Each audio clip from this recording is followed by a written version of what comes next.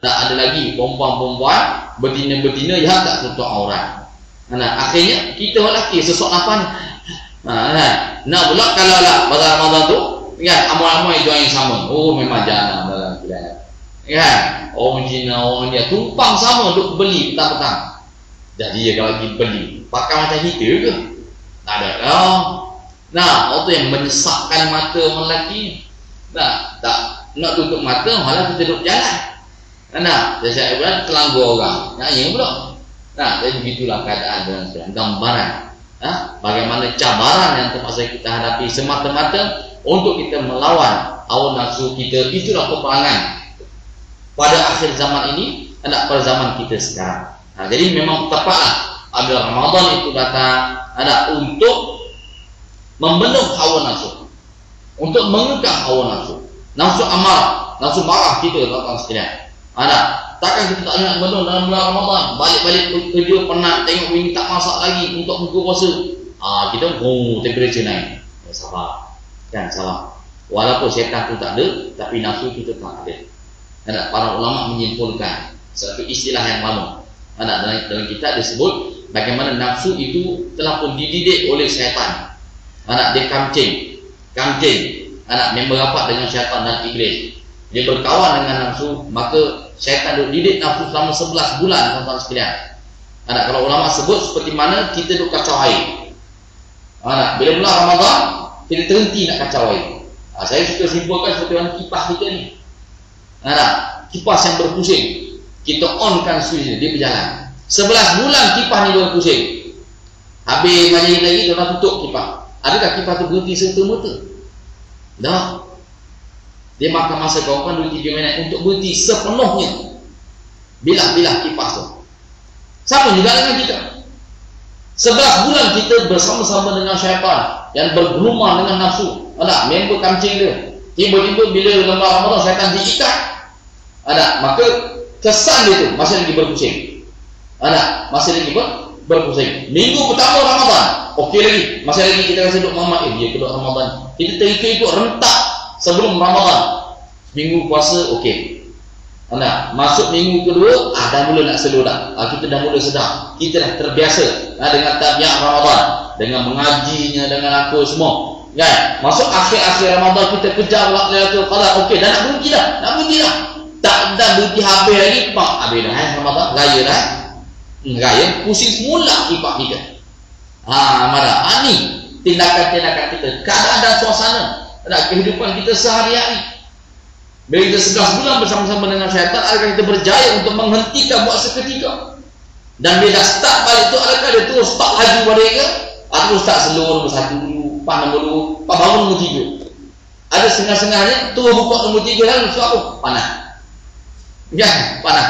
Menandakan bahawa dia tidak berjaya untuk menghayati madrasah Ramadan. Maknanya lepas Ramadan kembali balik asal. Balik asal ke sana sebelum Ramadan. Orang-orang seperti ini ada orang yang gagal menghayati Ramadan. Kita kalau boleh biar mungkin dulu lah. Tak usah makan al-kifah ni. Kalau dah panas, pasal ikon belum. Maknanya ada jalan yang lain, ada pilihan yang lain. Semua Ramadan kita lagu lain. Dah tengah Ramadan kita dah mula berubah. Akhir Ramadan, selepas Ramadan kita dah berjaya keluar dalam keadaan yang suasana yang lain, semangat yang baru untuk kita meneruskan kehidupan kita sebagai hamba Allah Subhanahu Wa Taala. Tuan-tuan dan Allah sekalian, madrasah Ramadan yang diasaskan oleh Nabi SAW ada sememangnya mempunyai silibus yang tersendiri. Tinggal lagi kita ni adakah benar-benar berjaya menghayati dengan baik. Secara fantasinya sebelum masuk Ramadan kita bercita-cita untuk masuk dalam madrasah ini dengan keadaan yang cemerlang, dengan keadaan yang bersiap sedia. Kalau kita tengok anak-anak kita dalam sistem pendidikan negara kita sekarang, kalau sekolah rendah, kemuncak sekolah rendah apa dia? UPSR. Masuk sekolah menengah. Kemuncak sekolah menengah yang kita kejar apa dia? SPM. Kan? Masuk mereka ijazah, mereka diploma, ijazah. Yang dikejar kemuncak itu. Mendapat sebelum ijazah. Biar di peringkat mana sekalipun. Peringkat diploma nak dapat ijazah diploma. Dan peringkat BA sarjana muda, nak dapat sarjana muda. Dah habis tu, nak naik lagi, ambil master 2 tahun setengah ke 3 tahun. Dah final tu mesti bersungguh-sungguh. Begitu juga dengan PhD. Habis sampai nak sambung lah PhD, silakan. Target 3 tahun 4 tahun PhD, itu kemuncak dia, kita nak genggam ijazah dia. Begitu juga dengan madrasah Ramadan, ijazah oleh Nabi SAW, maka pasti ada kemuncak. Maka kemuncak bagi madrasah Ramadan ini pasti adalah ijazah takwa.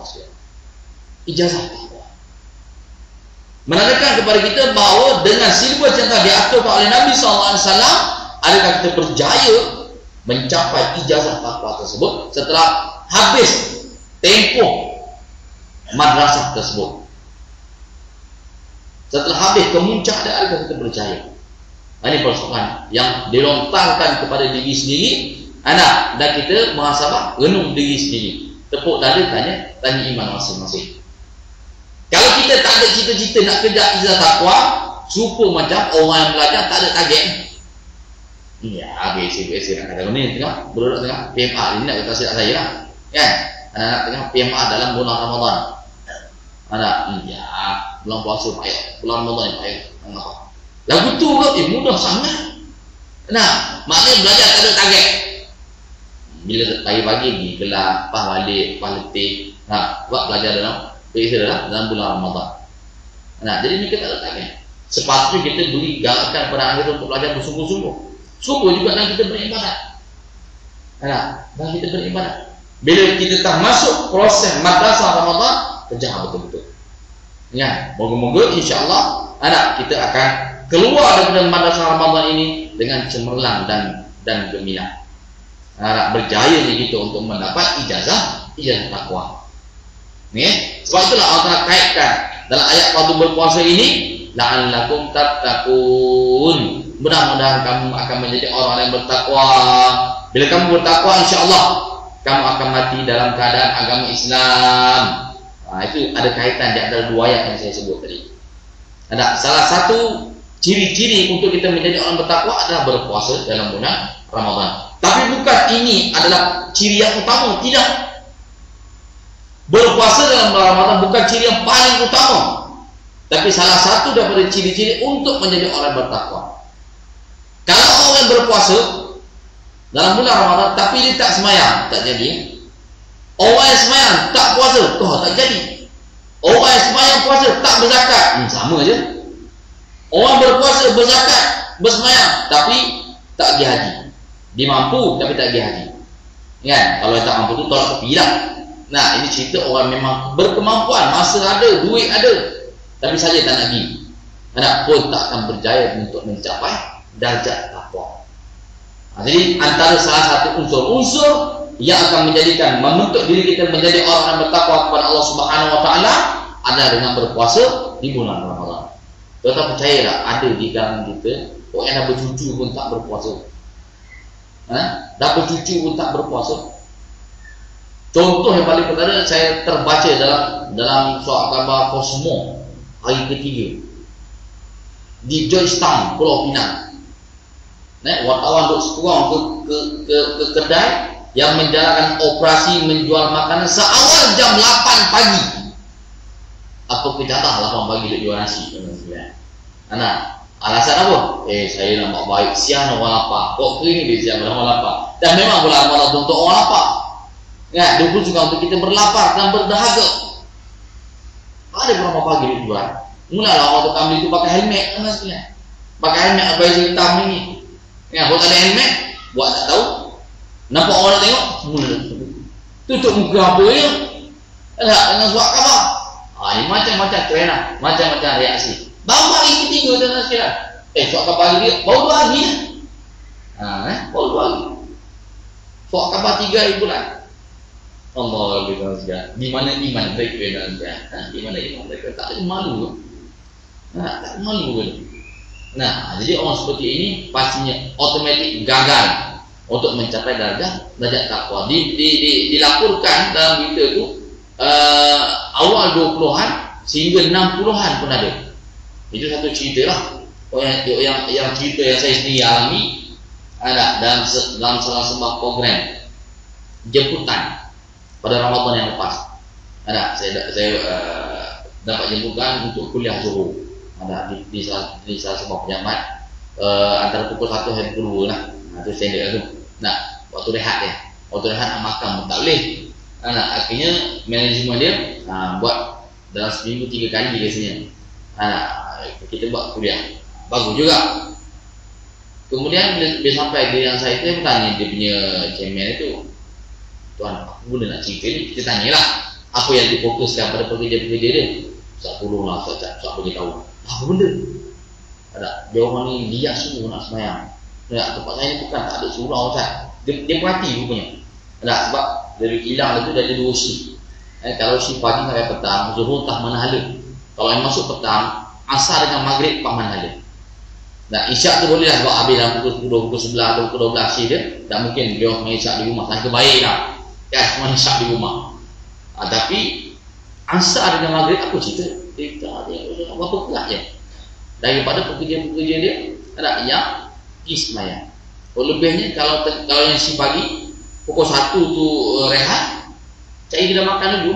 Kalau dalam bulan lain lah, cari kedai makan dulu. Pak masuk pula kat pukul 2. Wallahualam sembahyang tu tak. Sebab kedai makan tu nampak betul-betul sebelah kilang dia tu. Dia duduk perhati kau ni duk ngomong, duk isap rokok, duk makan nasi. Masa rehat tu. So 5 minit nak pukul 2 baru masuk. Masa tu masuk 3. Masa mana dia sembahyang tu? Masa mana nak sembahyang tu? Orang yang lemah sangat. Saya rasa ramai tak sembahyang. Ramai orang yang tak sembahyang. Satu lah. Kedua tahun lepas ada juga yang tak puasa. Kalau muda-muda ni mungkinlah kita boleh kita marah. Tapi yang tak sangkanya 2-3 tahun lagi nak pencet. 2-3 tahun lagi nak pencet. Pertama kalau pencet nombor 55, 56. Berapa orang mau pakcik ni? Masih lagi tak puasa. Tak puasa bukan makan nasi, isap rokok je. Jahanam tu orang tua ni. Dunia kata pergi, akhirat kata mari-mari. Masalahnya mengabaikan ibadat puasa seperti ini. Inilah akibat daripada kelemahan iman. Akibat daripada keadaan yang kita rasakan setiap tahun Ramadan yang datang pada ini tidak membina syakhsiah diri dia. Tidak membina satu perubahan yang akhirnya dah bercucu dah. Masih lagi mengekalkan tabiat tak puasa. Macam mana kita nak buat puasa? Saya mengharapkan agar tidak ada lah perkara-perkara seperti ini juga di kalangan kita. Tuan-tuan yang berada di dalam insya-Allah, orang yang terdidik, orang yang telah pun ditarbiah, saban hari insya-Allah kita akan cuba membina syakhsiah diri kita dan membentuk diri kita menjadi hamba Allah Subhanahu wa taala yang bertakwa, dan kita cuba sama-sama menghayati madrasah Ramadan, silibus yang telah pun ditetapkan oleh Nabi sallallahu alaihi wasallam dalam bulan Ramadan al-Mubarak. Sememangnya bulan Ramadan adalah bulan yang memberkati, dan bulan Ramadan lah kita berasa semangat nak buat ibadat. Bulan Ramadan lah macam-macam kita berasa nak buat. Kalau orang yang terasa lah, dengan mengaji Qurannya, dengan semari jemaahnya, dengan tarawihnya, dengan weekend dia buat lapang pun. Kepala lagi lapang ke 20 sini.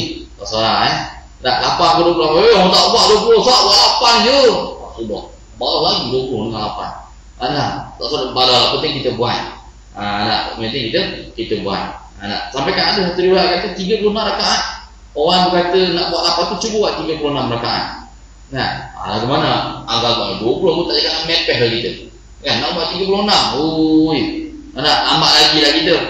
Sahabat Nabi ada sampai 36 rakaat buat. Ini masalah khilafah tak usah kita nak balas. Yang penting kita buat dan cuba kita kejar dan rebut fadilat yang ada pada bulan Ramadan al-Mubarak. Tuan-tuan maka Allah sekalian, saya rasa cukup sampai untuk hari ini pertemuan kita. Yang penting bagi kita, mari sama-sama kita berusaha bermuhasabah diri dan berusaha untuk kita mencapai darjat ketakwaan kepada Allah Subhanahu wa taala yang juga merupakan prasyarat untuk kita berjaya dalam merasa Ramadan adalah dengan kita berpuasa sesungguh-sungguhnya, dan insya-Allah dengan kesadaran tersebut kita akan keluar daripada Ramadan dengan ijazah takwa, dan dengan takwa tersebut insya-Allah kita juga akan mati dalam keadaan agama Islam. Itu je doa kita. Itu je doa kita agar kita mati dalam keadaan husnul khatimah, bukan mati dalam keadaan su'ul khatimah. InsyaAllah jika daripada Allah kita akan bertemu lagi dalam perbahasan yang seterusnya pada minggu depan insyaAllah. Moga-moga dengan apa kita